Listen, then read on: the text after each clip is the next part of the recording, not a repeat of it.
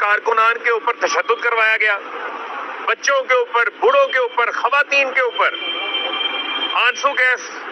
پھینکی جا رہی ہے، ربڑ کی گولیاں چلائی جا رہی ہیں، تشدد کیا جا رہا ہے، چادر چار دیواری کا تقدس پامال کیا گیا، شہباز گل کے اوپر تشدد کیا گیا، اعظم 45 کے قریب ان کے اوپر FIR درج کر دیتے ہیں، ان کی ازواجی زندگی سے متعلق ویڈیو بنا کے ان کے گھر والوں کو بھیج دی جاتی ہے، ارشد شریف کو جو ہے وہ شہید کر دیا جاتا ہے، صحافیوں کے اوپر FIR شروع ہو جاتی ہیں، صحافیوں کے اوپر گرفتاریاں شروع ہو جاتی ہیں، صحافیوں کے اوپر تشدد شروع کر دیا جاتا ہے، اور اس سے بڑھ کے خان کے اوپر قاتلانہ حملہ ہو جاتا ہے، اور اس کے ساتھ ساتھ کور اپ شروع کر دیا جاتا ہے، پولیس کسٹڈی میں ویڈیوز بنوائی جاتی ہیں، DPO کو ہدایات دے کے CTD کے اندر ویڈیوز بنوائی جاتی ہیں، اس کے بعد اس کو کور اپ شروع کر دیا جاتا ہے، JIT کے جو ممبران ہیں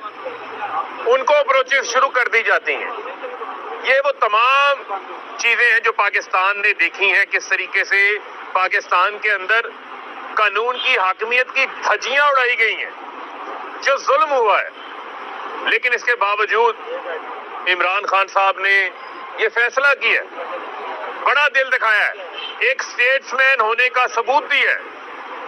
ہم یہ مطالبہ عمران خان صاحب کے اوپر قاتلانہ حملہ ہوا، ہماری پارٹی کے اراکین کے اوپر جو ظلم ہوا، جو پاکستان کے اندر صحافیوں کے ساتھ ہوا، اور ارشد شریف کی معاملہ یہ سب سے بڑھ کے ان کو شہید کر دیا گیا، ان کی والدہ نے نام بھی لیے ہیں، جو ذمہ داران ہیں ان کے نام بھی انہوں نے لے دیے ہیں۔ تو میں آج ہم یہ مطالبہ سامنے رکھ رہے ہیں کہ پاکستان کے اندر ٹروتھ اینڈ ریکنسیلیشن ہونی چاہیے، جو